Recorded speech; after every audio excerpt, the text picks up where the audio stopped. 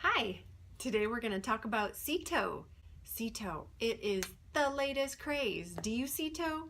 I know many of our best agents CITO all the time. In fact, I know it's really important to Ilana and the Huff team.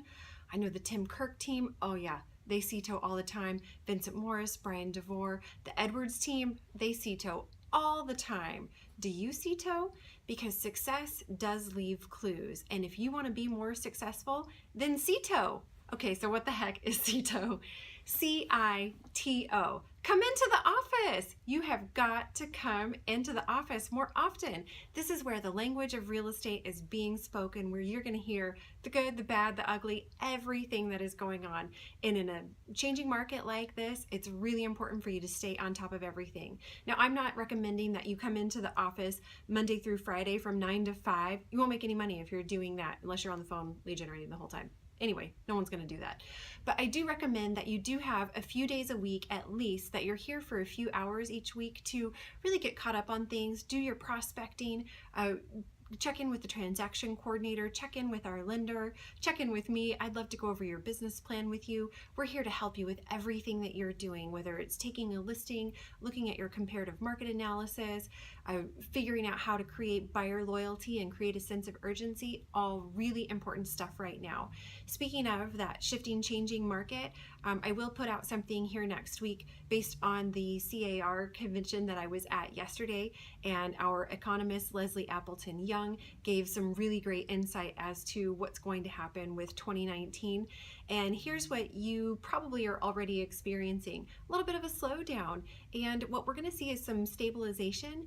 And what's really important for you to know now, especially if you've got listings, is to get on the phone with all of your sellers and work.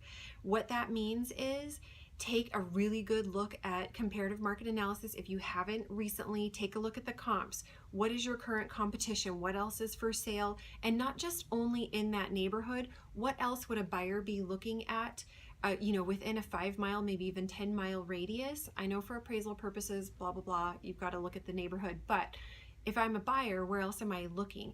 Are you the most compelling house and price in the neighborhood? Are you clean? It's got to be spick and span, fresh paint, and a great price.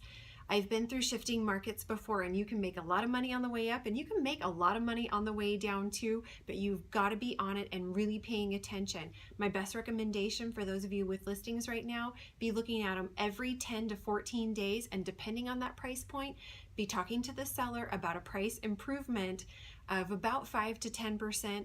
Like I said, every 10 to 14 days. You do not want to get in that race to the bottom and be the last one to change the price, or you're going to sell for less. So if your sellers want to sell now, and it's a great opportunity for them to sell now, they absolutely should be on the market. Let's get their house sold before the end of the year, because the other prediction that we're seeing is rates are probably going to be increased again in December. That has happened 8 times since December of 2015, and that is going to really decrease your buyer's power. So help them get a great house, help your sellers sell now. Let's get some price improvements. And if you want to work on scripts, then CITO, or whatever else you want to work on. CITO, come into the office. We're here for you. Bye-bye.